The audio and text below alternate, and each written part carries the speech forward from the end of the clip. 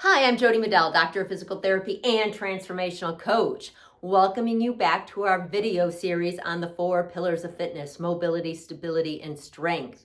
I'm going to take a little bit of a break today away from the strict focus on mobility, stability, and strength and talk about a self-mobilization technique that I use quite often in my clinic and teach my patients about.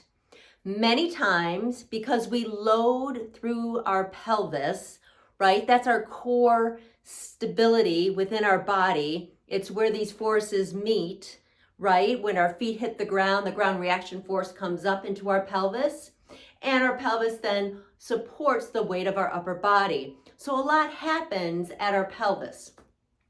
If we have any asymmetry within our pelvis, that can lead to what we call sacro-iliac joint dysfunction.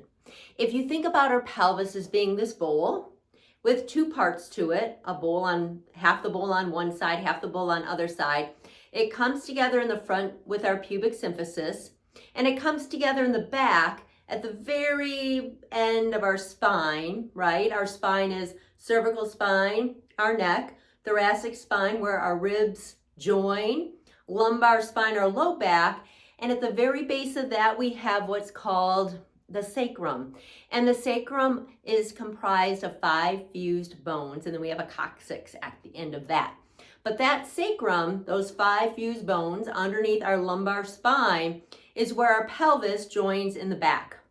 So again, sacrum in the back, our pelvis joins it, creating that sacro-iliac joint on either side. The pelvis wraps around, goes into the front where it's joined together by our pubic symphysis. Many times we get a sacro-iliac joint dysfunction where our sacro-iliac joint gets a little bit jammed. My case in particular, I have a little bit of a leg length difference where my right leg is a wee bit longer than my left. And running on canted roads exacerbates that. And I run every morning. So I have to be very cognizant of keeping my right sacro-iliac joint open because it's really easy for it to get jammed. And when it gets jammed, I can feel pain that radiates into my buttocks, down my leg. It kind of mimics a piriformis-like syndrome or a lumbar spine syndrome with that pain that radiates out into the buttocks. And so I like to teach the self-mobilization called the shotgun because it can open up that sacro-iliac joint and keep it open on the daily. So I'm going to teach that to you. It's called shotgun because it's not a specific mobilization. It is addressing the whole pelvis. So as you do the shotgun, it opens up and releases pubic symphysis, sacro-iliac joint on the right, and sacro-iliac joint on the left. The hope is in that doing this, it'll open and release the stuckness wherever it is. So again, I'm going to teach that to you right now. Before we get into that, I want to just share a little bit more information. The shotgun is a muscle energy technique. And what that means is that it's taking into consideration the fact that the way our nervous system is wired, if we contract muscles on one side of a joint, the muscles on the other side of the joint have to relax. An example, the bicep.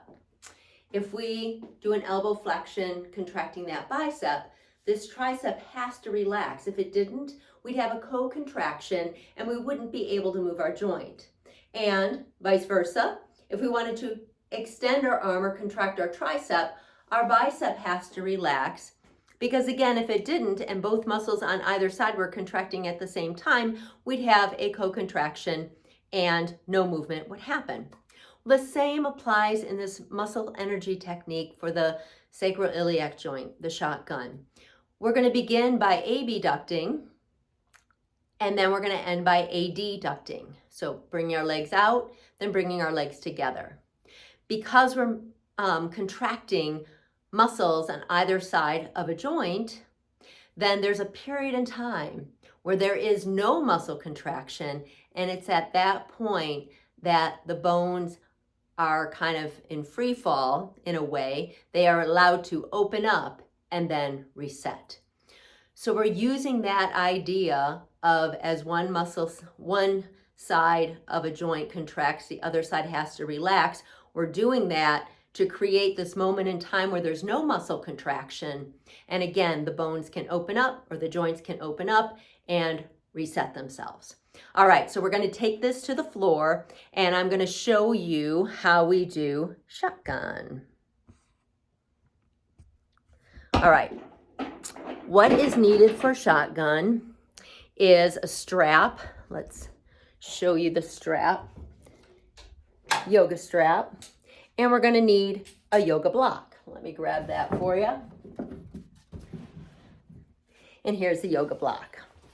So we're going to lie down.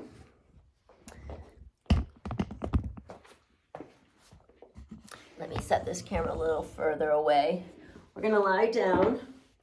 What we're going to do is put the yoga strap around our legs. It should go above our knees, and it should be set so that it is, I'm going to scoot down just a moment. Okay, it should be set so that our knees are coming straight out of our hips and wide enough that we can fit this yoga block in between our legs. All right, so as we do this, I'm going to support my neck here. As we do this, there should be a system where everything is nice and tight so that we have isometric contractions, meaning we're creating force, but we're not moving. So the strap has to be tight enough that we're not moving as we push out, and we're not moving anything as we squeeze the yoga block either. I'm going to make this yoga block just more secure. Okay, so what we do, it's 3 out, 1 in.